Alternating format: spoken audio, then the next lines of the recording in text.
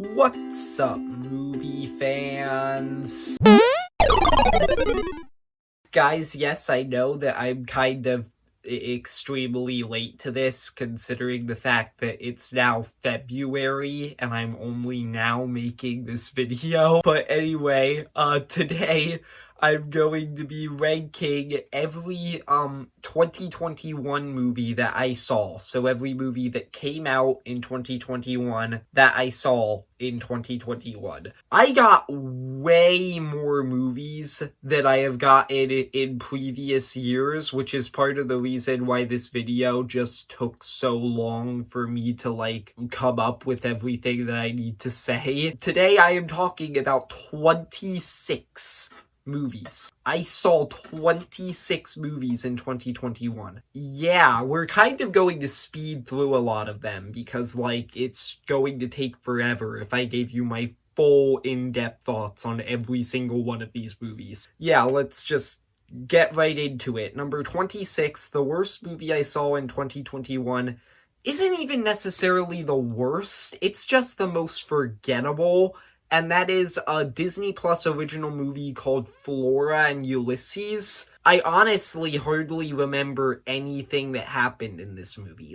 It is a kid's movie, it's not really supposed to stick with you. I don't remember hardly anything about it. Now, number 25 is the Tom and Jerry movie, which I find it hilarious that I actually reviewed this movie on my channel. I passed up a bunch of other movies that I saw this year that I haven't even talked about yet. Yet I decided to devote my time to reviewing the Tom and Jerry movie. Anyway, this movie really isn't that good by any means, but it is entertaining. It has entertainment value, but yeah, it's stupid at times. It has a pretty predictable story. It's just a generic kids movie. Number 24, Diary of a Wimpy Kid, the animated movie on Disney Plus. And this is actually the first Diary of a Wimpy Kid movie that I have ever seen the whole way through. I've seen parts of the live action ones, but I've never actually watched all of them. Even with not having seen this story before, this being the first time I'm seeing it all the way through, I can tell that this movie is kind of just going through the motions of what needs to happen in this story without actually exploring the significance of any of it. I'm not sure if that made sense. It's doing everything that happened in the book without really exploring why any of this stuff is happening. Anyway, number 23 is Finch, an Amazon Prime original movie starring Tom Hanks about this post-apocalyptic world where this man is he built a robot and he's trying to teach the robot how to protect his dog. He's dying, so he's trying to pass on all this to the robot. I thought that it was a pretty heartwarming, charming movie, but it really doesn't stick with me as much as a lot of other movies that came out this year. I really don't think I'm going to be thinking of this movie that much. Now, number 22 is going to be Blue Miracle, a Netflix original movie that's based on a true story about this man having to join this washed up boat captain in a fishing competition in order to save his orphanage. And I thought it was good. I know that they're kind of limited in the things that they're able to do with this movie since it is based on a true story, but it felt like they were setting up a character arc for one of the main characters of the movie, the washed-up boat captain guy, but it kind of didn't go anywhere. The arc didn't pay off. So that's my biggest problem with this movie, but it was still good. Number 21, The Matrix Resurrections. Now, fun fact, Before this year, I had not seen a single Matrix movie. I literally just watched all 4 of them for the first time a few months ago, and I liked the first one, and it was all downhill from there. I did not like any of the Matrix movies after that much. The Matrix Resurrections is the second best movie in this franchise. I did not like the second and the third one at all. Like, they had some redeeming qualities, but I don't know. They were very convoluted and confusing. I don't know. Just the Matrix franchise, I do not think was made for me, apart from the first movie. Number 20 is Godzilla vs. Kong. This is just a turn your brain off and have fun kind of movie. Like, it's not trying to be anything else. It's just trying to be a movie about a giant monkey fighting a giant lizard. And it succeeds at that. It's a really fun, action-packed movie. It's not trying to be anything more. Number 19 is also a kind of just turn your brain off and have fun kind of movie. The Jungle Cruise movie. I enjoyed this one a bit more than Godzilla vs. Kong, simply because I think it developed its characters a bit more, but yeah, it's still just a kind of not really think about it and just have fun kind of movie. Number 18 is also a movie like that, Red Notice, starring Dwayne Johnson, Ryan Reynolds, and Gal Gadot, and the fact that it has, like, all 3 of those actors working with together, like, really good actors who are just kind of having fun in this ridiculous heist movie, that puts it above the last 2 movies on this list. Just that. It was a really fun heist movie. I really enjoyed it. Now, number 17 is Ron's Gone Wrong, which is an animated movie. I guess it takes place in the distant future. I don't really know. In this world, every kid has a robot friend. Like, this company literally designed these robots to be friends to kids. And every kid has one, except for this one kid who feels left out because he doesn't have one. So then he finally gets one, and the robot is broken. So essentially it's like just this extremely wacky, weird robot, and the kid and the robot have to learn how to become friends. It's a pretty charming, wholesome movie. This movie kind of ignores the basic structure of storytelling. It feels like the emotional conflict between the 2 characters ended halfway through the movie. So as a result, emotionally, there's nothing really to latch onto in the second half of the movie because everything's resolved. So the second half of the movie suddenly has this insane off-the-rails story where the robot's memory gets lost, and the kid and his friends have to break in to the headquarters of the company that made the robot to try and get its memory back. I'm not even making this up, okay? This is what happens in the movie. It just went completely off the rails. It's a weird movie. It's still mostly pretty enjoyable, but yeah, that kind of holds it down. Number 16 is Don't Look Up, a Netflix original movie. It's a comedy that is essentially making fun of humanity in a way, I guess. I don't even really know how to describe my thoughts on this movie. Like, I legitimately do not know how to put them into words. It's a really funny movie. You're just gonna have to watch this movie. Like, I'm not really sure how to describe my thoughts on this movie. Number 15 is The Tomorrow War, a movie I already reviewed on this channel, and I still stand by most of my thoughts on this movie. I expected it to be a generic action movie, but it really isn't. Like, it actually explores its characters a lot more than I thought it was going to. And as a result, I enjoyed the movie a lot more than I would have had it just been another generic action movie. The monsters, like the alien monsters in this movie, are still horrifying to me. Like, their design, the fact that in the movie they're so hard to kill, like, they were great. I really liked that. Number 14 is Luca. I have to admit, after last year, 2020, or I guess at this point that's 2 years ago, holy crap, time flies. At the end of that year, my two favorite movies of 2020 were Onward and Soul, both Pixar movies. So the fact that Luca is this low on this list is kind of disappointing. I don't really blame Luca for that. It's a lot less ambitious than Pixar movies have been in the past.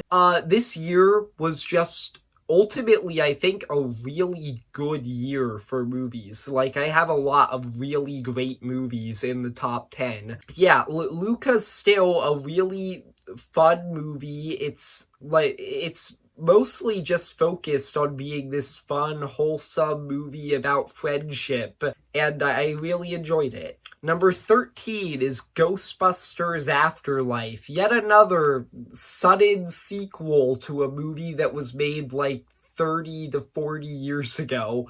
We've been getting a lot of those recently. And this one is like, Cobra Kai or Star Wars The Force Awakens. It actually, like, feels like a natural continuation of this franchise. It expands on concepts that were in the original movies, and it builds on them. It also, like, expands on some of the characters. Like, I just thought that it felt like a natural continuation of this world. And I really liked a lot of the characters in it. I thought it was really funny at times. It had a surprising amount of heart. It's overall a pretty great movie, Ghostbusters Afterlife. Number 12 is Fatherhood, which is a Netflix original movie about a single father essentially just raising his daughter. Like, it's going through some of the most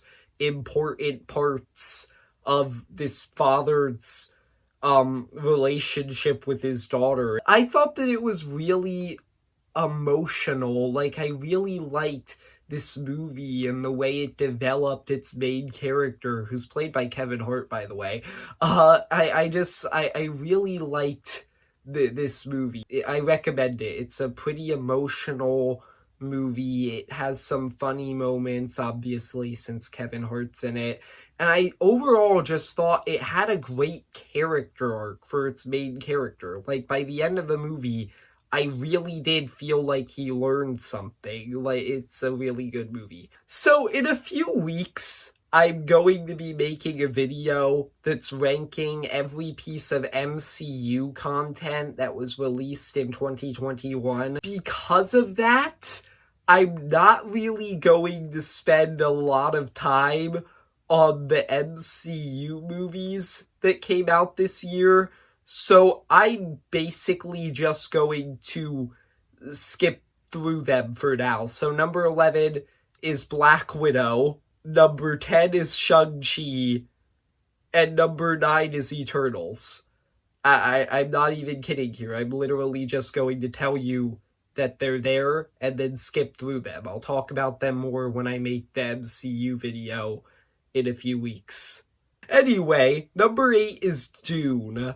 I really liked Dune. It's really rare that we get this movie where it's not really focused on having these big action sequences or having a lot of jokes. It's just slowly building up and exploring this world and these characters and this conflict and setting up everything. As a result, I am very invested in this world, and I really want to see where this story goes in the second part of this movie. I know that obviously this movie is based on a book that has been out for like decades. It also had another movie based on this book released. I forget when it was released, but I know technically I could just see where this story is going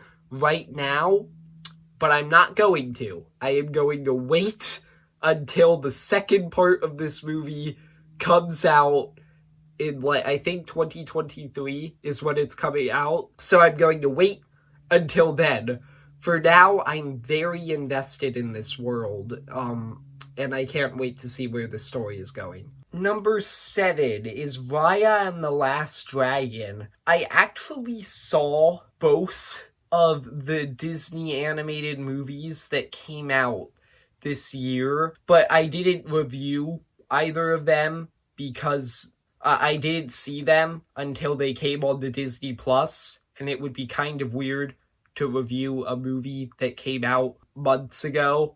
So, yeah, I'm only now talking about them. But I really liked both of them. Raya and the Last Dragon is a really good movie. It developed its characters really well. It has a really well-explored world. The themes are great. I really liked the adventure and some of the action. It was just a really good movie. The only reason is not higher up on the list is because, oh my gosh, this movie does not know what the word subtlety means. It might as well just started with a giant neon sign that said, hey, the theme of this movie is you need to trust people more. And it would have been more subtle than what the movie actually does. Every 17 seconds, the dragon is saying to Raya, hey, you should trust people more, then everything would be solved. Please, you do not need to bang me over the head with it, okay? I get it. Anyway, number 6 is a Netflix original animated movie, The Mitchells vs. the Machines. And this movie was made by the same people that made the Lego movie and Spider-Man Into the Spider-Verse. So yeah, obviously it's great. Those are two amazing movies. This movie has all the same absurd comedy, heart, experimental animation, just all of the stuff that those movies had. And while it isn't as good as those movies, I still really like this movie. I thought the emotional aspect with the relationship between the father and the daughter was really good. And like I said, the comedy in this movie is really absurd, and I really liked it. I laughed several times. It's probably going to win Best Animated Movie this year, and while I don't think it is the best animated movie this year, I still won't be upset if it wins. Like, it's a really great movie. Number 5 is Zack Snyder's Justice League. I cannot believe how much I like this movie. Seriously. They turned this terrible movie into an actual really good movie with, like, actual character arcs and actual character motivations and good CGI and fantastic action. Like, this is just a better version of Justice League in practically every single way. I actually felt some emotion during the final battle this time. Like, I really liked Zack Snyder's Justice League. And I'm so shocked about that because I don't even like Man of Steel and Batman v Superman that much.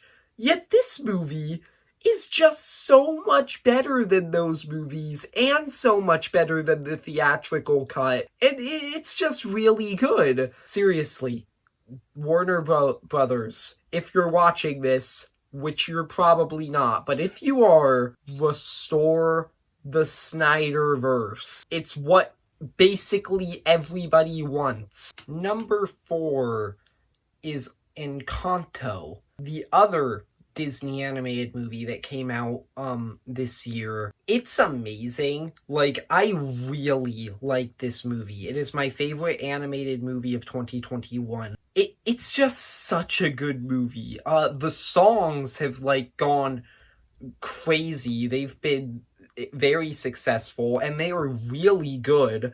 The emotion in this movie is really great. The themes, just all of the characters are pretty likable. I really like this movie. I'm not even kidding here when I say it might be my favorite animated Disney movie since 2012, honestly. And since 2012, we've had Big Hero 6, Zootopia, Moana. Like, calling this my favorite Disney movie in that time, that's high praise. Number 3 is The Suicide Squad. This is a pretty big tonal shift. I'm going from a fun, family-friendly, emotional kids movie to the goriest movie I have ever seen in my life, I'm pretty sure. The Suicide Squad is just, it's basically what James Gunn does best. It's an extremely dark, hilarious, absurd sense of humor mixed with really likable yet morally flawed characters who you want to see more of. And I really want to see more of these characters. I thought they were really well developed. The movie is surprisingly emotional. It's a really good movie. I honestly really hope that they make a third Suicide Squad movie. Also, speaking of seeing these characters again, Peacemaker is pretty good so far. Number 2 is Coda. This is an Amazon Prime original movie about this one girl whose family is deaf, but she can hear. And so in the movie, she kind of has to choose between pursuing her dream of becoming a singer or staying with her family so that she can translate and interpret for them. And it is a really good movie. Like, I haven't seen hardly anyone talk about this movie. I guess not a lot of people have seen it. But seriously, I highly recommend it. Like, you need to watch this movie. It is so good. It is so emotional. It's pretty funny, honestly. Like, it's just such a great movie. It has great themes, great character arcs. It's just fantastic. But my favorite movie of 2021, my number 1, is Spider-Man No Way Home. Honestly, Coda probably deserves the number 1 spot more, but like, I'm a Spider-Man fanboy. What am I supposed to do? Spider-Man No Way Home is just such a great movie. And like I said before, I'm going to talk about the MCU movies more in video I'm making in a few weeks, but for now, like, I'm just gonna quickly summarize my thoughts a bit. The fact that they managed to take blatant fan service and make it into, like, an actual good plot element that develops this version of Peter Parker more and pushes his story forward is just, like, fantastic that they were able to do that. I really liked Spider-Man No Way Home. It's honestly probably one of the best superhero movies I've ever seen. It's definitely one of the best Spider-Man movies. It's my favorite movie of 2021. That's all that I have for this video. If you enjoyed, leave a like and subscribe. And tell me in the comments, what is your favorite movie of 2021? And see ya, movie fans.